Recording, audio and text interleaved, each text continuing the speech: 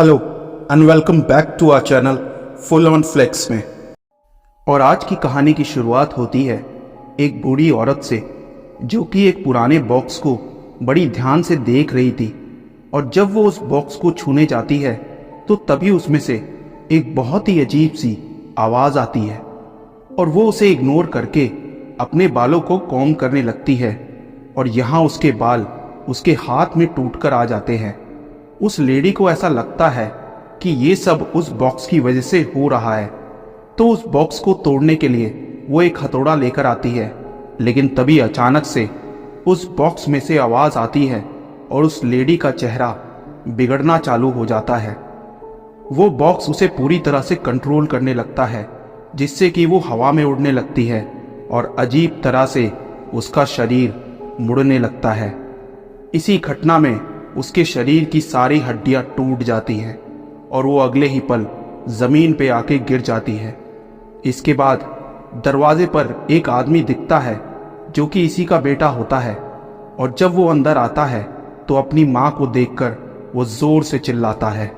इसके बाद क्लाइड, जो कि अपनी एक्स वाइफ स्टेफनी, जो अपने बॉयफ्रेंड के साथ रहती थी, और वीकेंड पर क्लाइड अपनी दोनों बेटियों का ख्याल रखता था और वो उन दोनों को लेने आया हुआ था। क्लाइड की बेटियों के नाम होते हैं एमिली और हैना। और क्लाइड इन दोनों को अपने नए घर में ले जाता है और वो अगले दिन हैना और एमिली को बाहर लेकर जाता है। और तभी एक आदमी अपने घर के सामने कुछ सामान बेचता हुआ दिखता है और ये वही आदमी होता है जो उस बूढ़ी औरत का बेटा होता है। यहाँ पर एमिली को वही बॉक्स दिखता है जो कि श्रापित होता है। अब एमिली के डैड उस बॉक्स को एमिली के कहने पर खरीद लेते हैं और तभी एमिली सामने उस बूढ़ी औरत को घर के अंदर देखती है, जो कि चिल्लाकर उसे बताना चाहती थी कि वो बॉक्स को ना खरीदे। और ये वही बूढ़ी औरत होती है जिसके साथ पहले हादसा होता है। और एमिली उसकी बातों को समझ नहीं पाती कि वो ऐसा क्यों कर रही है और वो उसको इग्नोर कर देती है। फिर एमिली उस बॉक्स को घर लेकर चली आती है और अगले दिन उसे खोलने की कोशिश करती है। यहाँ पर उसके डैड उसे बोलते हैं कि काफ़ी अजीब बात है, मतलब ये बॉक्स जिसने भी बनाया है वो नहीं चाहता था कि ये बॉक्स कोई खोले। और ये लोग उस बॉक्स को खोलने की बहुत कोशिश करते हैं लेकिन वो इसे खोल नहीं पाते। अब उसी रात एमिली की आंख खुलती है और वो उस बॉक्स को दोबारा खोलने की कोशिश करती है और इस बार वो उस बॉक्स को खोल लेती है। बॉक्स में काफ़ी अजीब चीज़ होती है, जैसे कि एक मरा हुआ कीट, एक दांत और एक वुडन हॉर्स होता है। और सबसे लास्ट में एक अंगूठी निकलती है जिसको एमिली पहन लेती है और वो उस बॉक्स को अपने गले से लगाकर सो जाती है। और अगले दिन जब उसकी आंख खुलती है तो वो हैना की चीख सुनती है, जिसे अपने बेड पर एक कीड़ा दिखाई देता है और वो उसे वहां से भगा देती है। और वहीं एमिली बहुत ही खोई खोई सी रहने लगती है और वो उस अंगूठी में बिल्कुल पूरी तरह से खो जाती है। उसकी बहन उसे बात करने की कोशिश करती है लेकिन वो उसकी बातों पर ध्यान नहीं देती है। वो सिर्फ उस बॉक्स के बारे में सोचती रहती थी। और अगले दिन बहुत ही तेज बारिश होती है और हम यहाँ देखते हैं कि बॉक्स अपने आप खुल जाता है और उसमें से आवाज आती है, और जब एमिली उस बॉक्स को खोलती है और उसे शीशे में देखती है तो उसकी आंखें बिल्कुल सफ़ेद हो जाती हैं, मानो ऐसा लग रहा था कि किसी शैतानी साये ने उसे अपने वश में कर लिया हो। और तभी पीछे से क्लाइड भी ये देख लेते हैं, जिससे कि वो बहुत ज़्यादा डर जाते हैं। और तभी वो एमिली के पास जाके उसको बुलाते हैं और जब एमिली अपने पिता की तरफ देखती है तो वो बिल्कुल नॉर्मल हो जाती है। और इसके बाद वो तीनों लोग ब्रेकफास्ट करने लगते हैं और यहाँ पर एमिली बहुत ही अजीब अजीब हरकतें करने लगती है। जब वो ब्रेकफास्ट कर रही थी वो बार बार अपने पैरों को हिलाने लगती है और ब्रेकफास्ट को अपने मुंह में ठूसने लगती है। और इस बात पर क्लाइड जब उसे बार बार मना करता है तो तभी एमिली अपने फोर्क को क्लाइड के हाथ में घुसा देती है और तभी वो होश में आती है कि उसने ये क्या कर दिया है। और इस पर वो अपने डैड से सॉरी बोलती है। अब अगले दिन वो बॉक्स दोबारा से खुलता है और इस बार उसमें से बहुत सारे कीड़े निकलते हैं। वहीं दूसरी तरफ हैना भी ब्रश कर रही होती है और तभी उसे भी कीड़े दिखाई देने लगते हैं बाथरूम में, और वो चिल्लाकर क्लाइड को बुलाती है। और जब उसके डैड देखते हैं कि ये सारे कीड़े एमिली के रूम से आ रहे हैं, और जब ये लोग उस रूम को खोलते हैं और लाइट ऑन करते हैं तो उस रूम में हजारों कीड़े होते हैं, और एमिली उन कीड़ों के बीच में उस बॉक्स को लेकर बैठी होती है और वो होश में नहीं होती है। और क्लाइड तुरंत ही एमिली को उठाकर वहां से बाहर ले आते हैं, और इसके बाद क्लाइड पेस्ट कंट्रोल वालों को बुलाते हैं कीड़ों को भगाने के लिए। यहाँ पर वो एमिली से पूछते हैं कि अब वो कैसा फील कर रही है, लेकिन एमिली को पिछली रात के बारे में कुछ याद ही नहीं था। और यहाँ क्लाइड को थोड़ा शक होता है कि कुछ ना कुछ गड़बड़ है, और वो क्लाइड एमिली के बर्ताव के बारे में उसकी मॉम से बात करता है, और एमिली की मॉम भी यही कहती है कि शायद हमारे अलग होने से उस पर बुरा असर पड़ा है, लेकिन कोई बात नहीं, ये कुछ दिनों में ठीक हो जाएगा। वहीं अगले दिन क्लाइड अपनी बेटी हैना का गेम मिस कर देता है, और जब वो हैना को फ़ोन करता है तो वो क्लाइड से बात नहीं करती और फ़ोन एमिली को दे देती है। और एमिली क्लाइड से अपने बॉक्स के बारे में पूछती है और बोलती है कि उसको टच मत करना। अब क्लाइड को लगता है कि ऐसा क्या है उस बॉक्स में जो एमिली उसके लिए इतनी पॉजेसिव हो गई है, और वो उसी रात उस बॉक्स को चेक करने के लिए जाता है। अब जब वो उस बॉक्स को खोलता है तो उसको भी वही सारी चीज़ें उसमें बॉक्स में मिलती हैं। वही एमिली को घर पे काफ़ी अजीब सा फील होने लगता है, उसे वोमिटिंग जैसे आने लगती है। और जब वो अपना मुंह खोलकर शीशे में ध्यान से देखती है तो उसी पल उसके मुंह में किसी की उंगलियां दिखाई देती हैं, और ये मंजर बहुत ही ज़्यादा डरावना होता है। और अगले दिन जब एमिली स्कूल में होती है और तभी उसे परेशान करने के लिए एक बच्चा उसका बैग ले लेता है और उस बैग में से वो बॉक्स निकाल लेता है, और एमिली को जब ये बात पता चलती है तो वो लड़के को बहुत सारे थप्पड़ मारती है और उस पे चिल्ला चिल्लाकर वो बॉक्स वापस मांग लेती है। और तभी एमिली की टीचर उसे रोकती है और अब स्कूल की प्रिंसिपल क्लाइड और स्टेफनी को स्कूल में बुलाती है और बताती है कि एमिली कुछ दिनों से बहुत ही अजीब बिहेव कर रही है। वो ना तो सही टाइम पर अपना होमवर्क करती है और ज़्यादा टाइम वो अकेली ही रहती है। तब स्टेफनी प्रिंसिपल से बोलती है कि वो एक बच्ची है और बच्चे आपस में लड़ते रहते हैं, लेकिन उसकी टीचर बोलती है कि वो नॉर्मल फाइट नहीं थी, और कभी कभी वो बॉक्स को लेकर एमिली को देखती है कि वो पागल जैसा बिहेव करती है। और अब क्लाइड और स्टेफनी को भी लगने लगता है कि उनकी बेटी के साथ कुछ गलत हो रहा है। और उसी रात एमिली की टीचर जब उस बॉक्स को खोलने की कोशिश करती है, लेकिन तभी उसकी आंखों से खून गिरने लगता है और हड़बड़ाहट में वो विंडो से नीचे गिर जाती है और उसकी मौत हो जाती है। अब अगले दिन एमिली को इस बात से कोई भी फर्क नहीं पड़ता कि उस टीचर की मौत हो चुकी है। वो बड़े आराम से अपना खाना खा रही होती है और टीचर की मरने की वजह से स्कूल एक दिन के लिए बंद हो जाता है। और एमिली अपने डैड से उस बॉक्स को वापस लाने के लिए बोलती है और वो बताती है कि उस बॉक्स में उसकी एक फ्रेंड रहती है और वो एक लड़की है।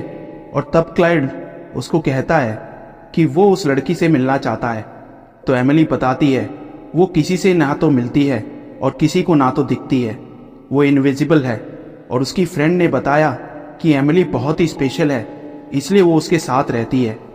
अब ये सारी बातें सुनकर क्लाइड उस बॉक्स को दूर एक डस्टबिन में फेंक देता है, क्योंकि वो इन बातों से बहुत ही ज़्यादा फ्रस्ट्रेट हो चुका था। लेकिन जब वो घर वापस आता है तो एमिली क्लाइड पर बहुत ही ज़्यादा गुस्सा होती है और उससे अपने बॉक्स के बारे में पूछती है। एमिली बोलती है कि वो उससे प्यार नहीं करती और उसकी मॉम भी उससे प्यार नहीं करती है और उसके डैड अच्छे नहीं हैं और बहुत ही वो उसको बुरा भला कहती है। और जब ये सब कुछ बोल रही होती है तो अचानक से उसे एक झापड़ पड़ता है, और ये झापड़ उसके डैड ने नहीं बल्कि किसी इनविजिबल चीज़ ने उसे मारा था। लेकिन पीछे से हैना ये सब देख लेती है और वो सोचती है कि क्लाइड ने ही उसे मारा है। और इसके बाद एमिली बाहर भाग जाती है और वो उसी डस्टबिन के पास पहुंच जाती है और उसे वो बॉक्स अब मिल जाता है। वहीं हैना अपनी माँ को कॉल करके सब कुछ बता देती है। वहीं वो बॉक्स एमिली से कुछ अलग अलग भाषा में बात करता है और एमिली उसे बार बार मना करती रहती है और ऐसा लग रहा था कि वो बॉक्स एमिली से कुछ करवाना चाहता है। और तभी वो हवा में लटक जाती है और उसके मुंह से बहुत सारे कीड़े निकलते हैं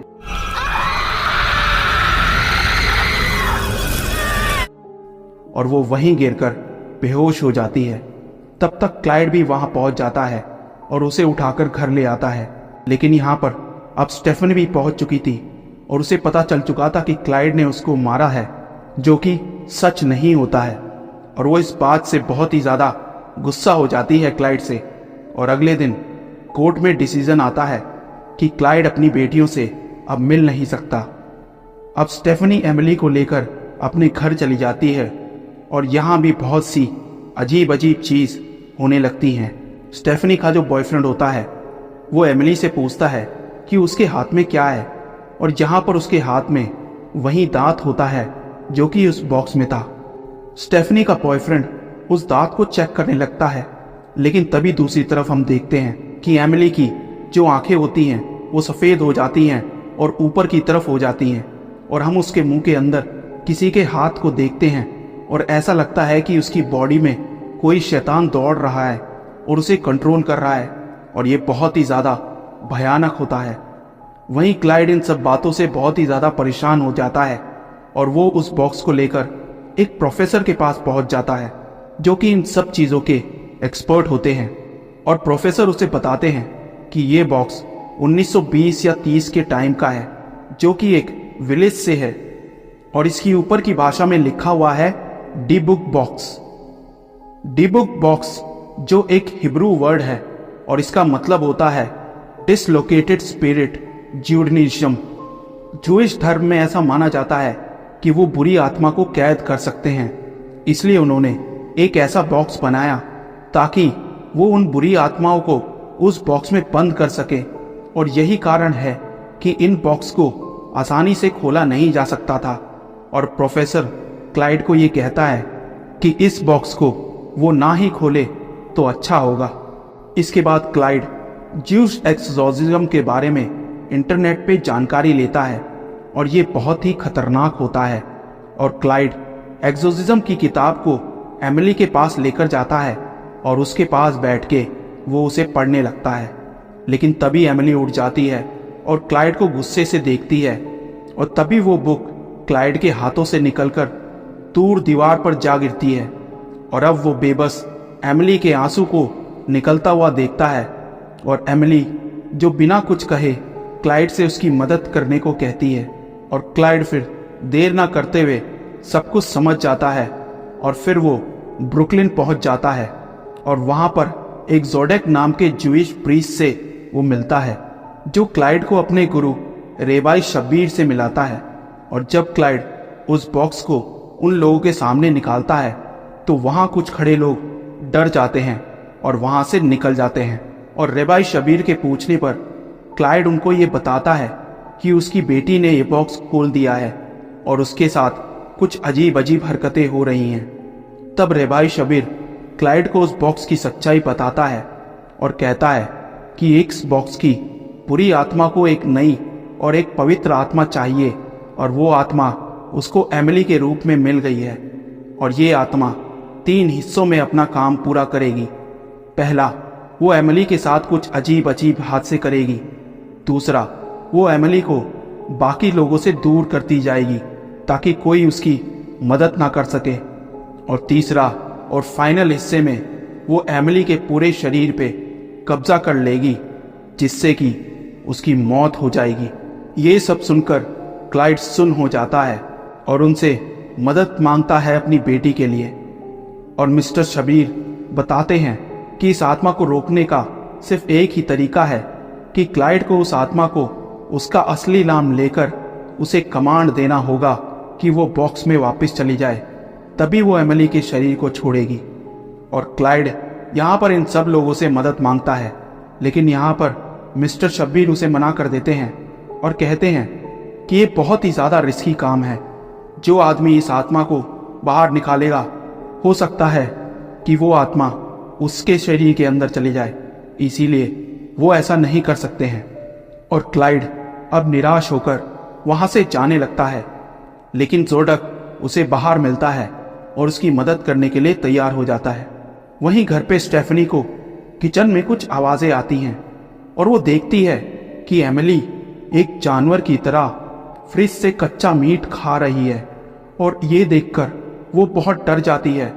और वहीं जैसे ही एमिली अपनी मॉम को देखती है तो वो काउंटर के पीछे छुप जाती है और जोर से चिल्ला के बोलती है कि वो एमिली नहीं है। और वो चाकू लेके जैसे ही स्टेफनी को मारने होती है तो एमिली जाग जाती है और अपनी मॉम से गले लगकर रोने लगती है। वहीं ये बात स्टेफनी अपने बॉयफ्रेंड को बताती है और उसका बॉयफ्रेंड उसको अगले दिन डॉक्टर के पास जाने की सलाह देता है। और अब अगले दिन जब स्टेफनी का बॉयफ्रेंड अपनी कार निकाल रहा होता है, तभी एमिली उसे अजीब तरीके से घूरती है और देखती है, और तभी उसके मुंह से खून निकलना चालू हो जाता है और उसके सारे दांत टूट जाते हैं और लगातार उसके मुंह से खून निकलता रहता है और वो डर जाता है और अपनी कार लेकर वहां से भाग जाता है। अब उसकी आवाज सुनकर स्टेफनी जब बाहर आती है तो देखती है एमिली जमीन पे गिर के तड़प रही थी, और वो हैना को 911 पे कॉल लगाने को कहती है। और तभी उसके मुंह से एक बार फिर से वही कीड़े निकलने चालू हो जाते हैं। वहीं क्लाइड और ज़ोडक कार में बॉक्स को देखकर डिस्कस कर रहे होते हैं कि उस आत्मा का असली नाम क्या हो सकता है। और तभी ज़ोडक उस बॉक्स के शीशे को तोड़ता है और वहां पे उसे उस आत्मा का असली नाम दिखाई देता है, जो कि होता है एबिजो।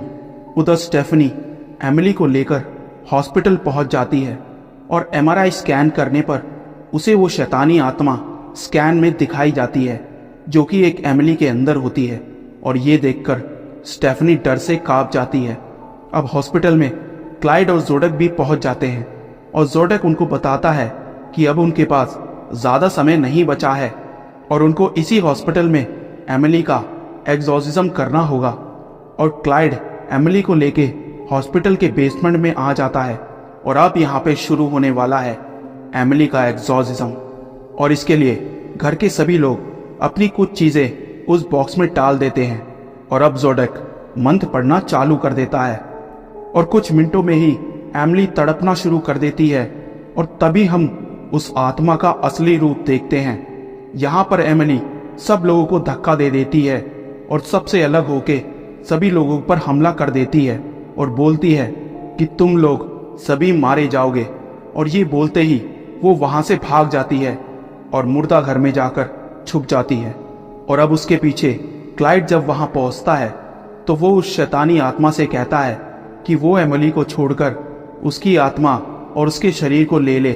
और तभी अंधेरे में एमिली उस पर हमला कर देती है और क्लाइड एमिली को जोर से पकड़कर बैठ जाता है।